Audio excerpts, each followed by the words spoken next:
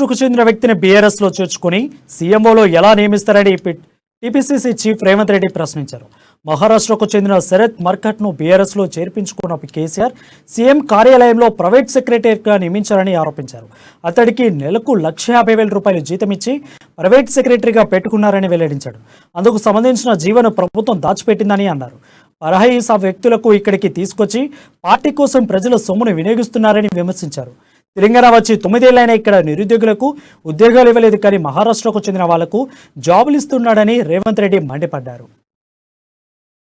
ఇక్కడ 30 లక్షల మంది విద్యార్థులు, నిరుద్యోగ యువకులు ఉద్యోగ నోటిఫికేషన్లు, ప్రశ్నపత్రాలు బజార్లలో, జిరాక్స్ సెంటర్లలో తెగ నమ్ముతుంటే వాటిని సరిదిద్ది ఇక్కడలకు భరోసా కల్పించాలి. పార్టీలు చేర్చుకున్నాడు, వాడు గాడిద పనులదో అని, వీడి గాడిద పనులదో అని, మనకేం ప్రాబ్లం ఉంది? వాడిని తీసుకొచ్చి తెలంగాణ ముఖ్యమంత్రి కార్యాలయంలో ప్రైవేట్ సెక్రటరీగా మనం కట్టిన పన్నులతోని నెలకు ₹150,000.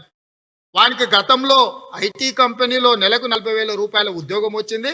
ఉద్యోగం వచ్చిన 2 రోజులకే దానికి రాజీనామా చేసిండు. అసలు ఈయనంత గొప్ప వ్యక్తి ఏడు. ఇక చంద్రశేఖరరావు ఇక సిమ్మేస్తాడు, ఈ సిమ్ముడేదో మహారాష్ట్రలో వచ్చి సిమ్ముతే బాగుంటుందని చెప్పి ఇట్లా ప్రకటనలు ఇచ్చి వాడిని చేసుకొని 20 రోజులు తిరగక ముందే ప్రజలు కట్టిన పన్నులతోని నెలకు ₹150,000 ఇచ్చి మహారాష్ట్రని తీసుకొచ్చి ఈడ ముఖ్యమంత్రి కార్యాలయంలో ప్రైవేట్ సెక్రటరీగా నియమించారు. తన ఉద్యోగానికి గుడ్ బై చెప్పి బీఆర్ఎస్ పక్షాన తెలంగాణ రాష్ట్ర ప్రభుత్వము ఈ శరత్ మర్కడ్ ని ముఖ్యమంత్రి చంద్రశేఖరరావు ప్రైవేట్ సెక్రటరీ కింద నెలకు ₹150,000 జీతం ఇచ్చి ఇక్కడ నియామకం చేపట్టిండ్రు. ఇది ప్రభుత్వం ఇచ్చిన జీవో. ఈ జీవోను దాచిపెట్టిరు.